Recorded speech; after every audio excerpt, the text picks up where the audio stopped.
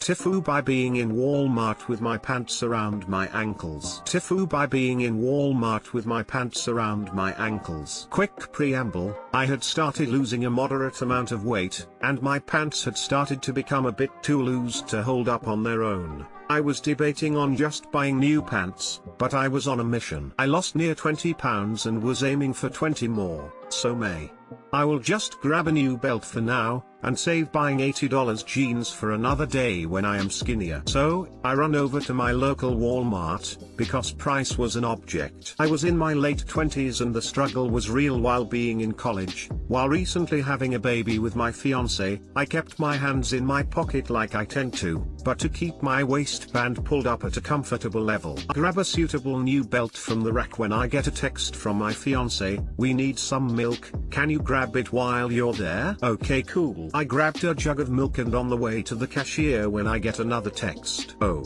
And we are low on diapers, we're on size 5 now." Gosh darn it. Okay, fine. I grip the box of diapers in one hand, belt and milk in the other. I got this. I didn't. I am shambling up to the cashier when I am starting to lose grip of the diapers, with one hand hooked on my jeans to keep them from sliding any further. My super brain goes, "Don't drop the goods, man," and I quickly shifted my grip to prioritize my cargo and strengthen my grip. Success.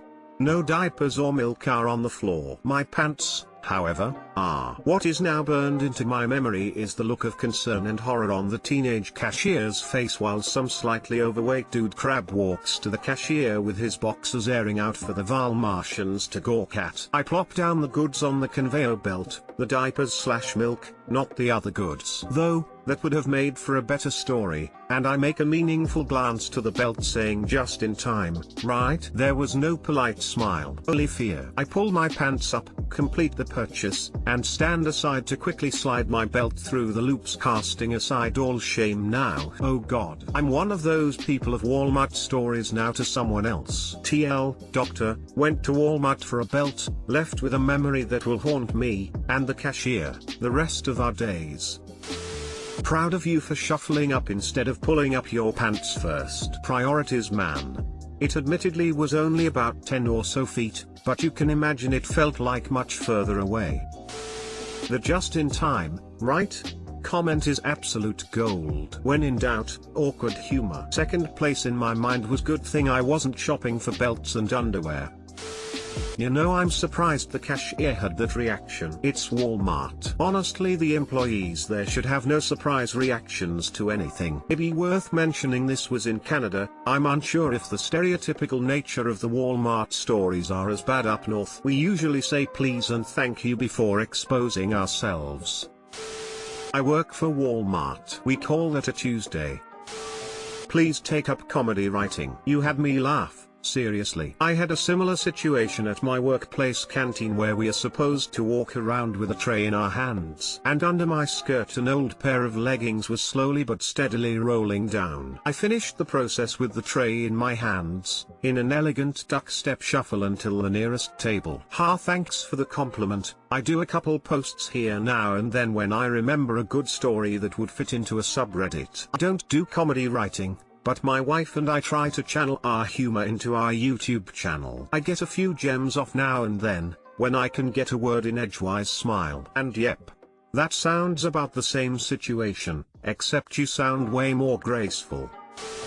TIFU by accidentally letting my landlord watch me butternut. This didn't happen today, but exactly today last month. I live in an apartment by myself, and for about a week or so in September we had a notice in the foyer of the apartment building that any apartments with windows facing the front of the building, mine included, will have the windows replaced with much better sound insulating window on the 28th of October 2019. This was due to be done a fairly long time from the day I read the notice, so I set a reminder on my phone as I was walking out the building and on my way to work. Fast forward a month or so, I wake up as usual, make some coffee, have some breakfast. I'm kinda half ready to go to work. Awake but not dressed. I'm chatting to my girlfriend via Facebook Messenger. We live apart, and she was very zucchini that morning and things kicked off fairly quickly. Before I knew it, I was butt naked laying on top of my duvet and blankets, it was still fairly warm here in October, enjoying myself and sending each other videos. I have very loose working hours, so it didn't matter if we continued for 5 minutes or 2 hours. With my girlfriend sending me rather naughty videos, I decided to put my earphones in so I didn't share those sounds with the rest of the neighbors. They are in-ear noise cancelling headphones, and once they're in,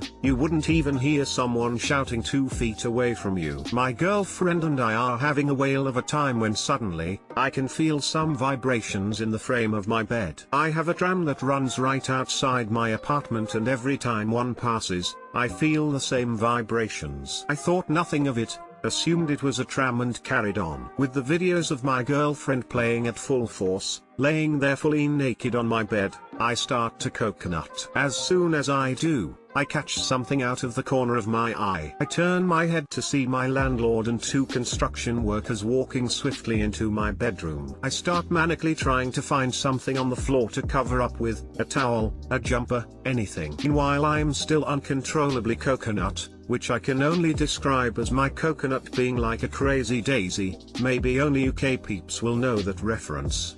Having witnessed the entire cheesecake, my landlord, who gives absolutely zero fucks about what she has just witnessed, waited until I covered up to tell me that because no one responded to the knocking, that explained the vibrations, and a verbal call if anyone was in, couldn't hear because of the headphones, they assumed the apartment was empty and she was showing the workers which windows were to be replaced. Meanwhile, I am panicking, wrapped in a duvet that is covered in zucchini, sat on my bed whilst I have 2 guys happily working away to replace the windows. I was so shocked about what just happened, I froze up and was sat on the bed in that duvet for the entire duration of the replacement, 25 to 30 minutes. To make matters worse, my apartment was an absolute bombshell with dirty clothes, food scraps, and dirty plates/bowls everywhere. Once they left, I went to check the reminder I set for the repair work, only to realize in my haste to get to work, I set the reminder for the 28th of November 2019 rather than the 28th of October 2019. I never turned the reminder off, and it served as a good reminder today to share this story with you guys. TLDR, set a reminder for repair work for the wrong month. My landlord and 2 workers walk in on me blowing my load uncontrollably as I'm watching sexy videos of my girlfriend.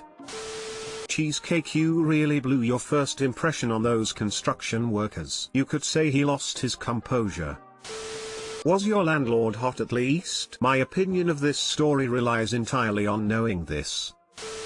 Well, at the very least you know you aren't into voyeurism, winking face, exhibitionism. Did you get a discount on rent? Up is a profit. He set a reminder to remind himself to share with us what is going to happen to him. TIFU and traumatized my youngest child when she was home alone. This happened last week. My youngest daughter is 13. Last week she was sick and stayed home from school. She wasn't super sick and is generally a responsible kid, so I went ahead and went to work anyway. About 1 o'clock in the afternoon, I get a call from her. "Daddy, someone rang the doorbell twice." I didn't answer because I'm home alone, but then I think I saw them walk around the side of the house. I'm hiding in the bathroom with the door locked. I told her not to panic and that I'd see if I could get a friend that lives a few doors down to walk over and see what's up. I text the neighbor and ask her if she would feel comfortable walking over. As I'm reading her reply, I get 3 texts from my daughter within a few seconds of each other. I think I heard Sherman whimpering. Sherman is our dog. I'm worried. I think I heard a door open. I reply with call 911 and immediately call the sheriff's office myself. I also text my neighbor to give her a heads up that there's gonna be deputies inbound. Person I get a hold of at sheriff's office is sitting right next to the sheriff's dispatcher, who is talking to 911 dispatcher. She tells me that they are treating it as a burglary in process with a kid on site, meaning anyone and everyone who isn't actively involved with something else is responding. ETA of 1 minute. I'm sitting there waiting, then the lady at the sheriff's office says there's a van there from a gutter company. Gutter company? What the hell? Oh banana. It all hits me. I just bought this house 2 months ago and had some issues with water seeping into the basement. After doing a lot of other work, The contractor told me he was also going to send someone out to add another downspout from the roof to help get the water away from the house. We had scheduled it over a month before that and I had completely forgotten about it. The gutter company he subcontracted it out to hadn't sent either me or the contractor a reminder email that they were coming out. Doctor, scheduled someone to do work on my house. Forgot about it and they showed up when my daughter was home alone, making her think they were intruders and she called 911.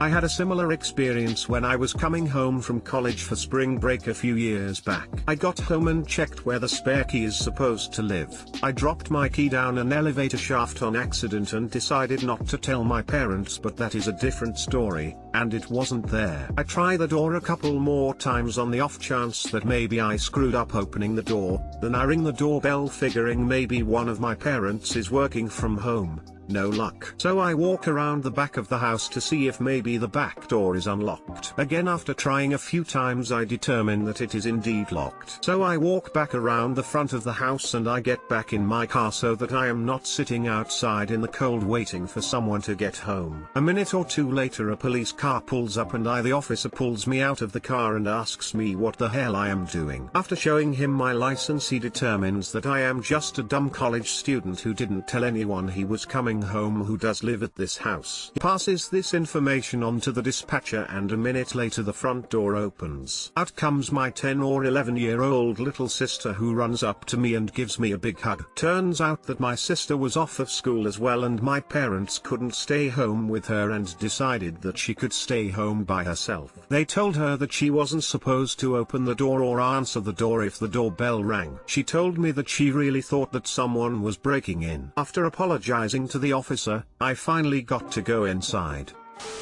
One time I wake up home alone and the dogs are barking like there's someone outside. I go check it out, in a very sleepy state, and was greeted by a man holding an axe in my backyard. Turns out my dad didn't warn me he hired someone to chop down trees in our house, so you didn't do that bad. How many trees were in your house? Well, at least your daughter played it smart. And good on you for helping her stay calm. A+ dad. I feel like normally there is a confirmation call a few days prior, but your daughter did the right thing. Things could have been much worse. It's a valuable lesson to learn with no bad outcome. This could have been the start of an excellent Home Alone 3 movie. There was a Home Alone 3. Oh, you said excellent. Yes, there definitely has not been an excellent Home Alone 3. Carry on.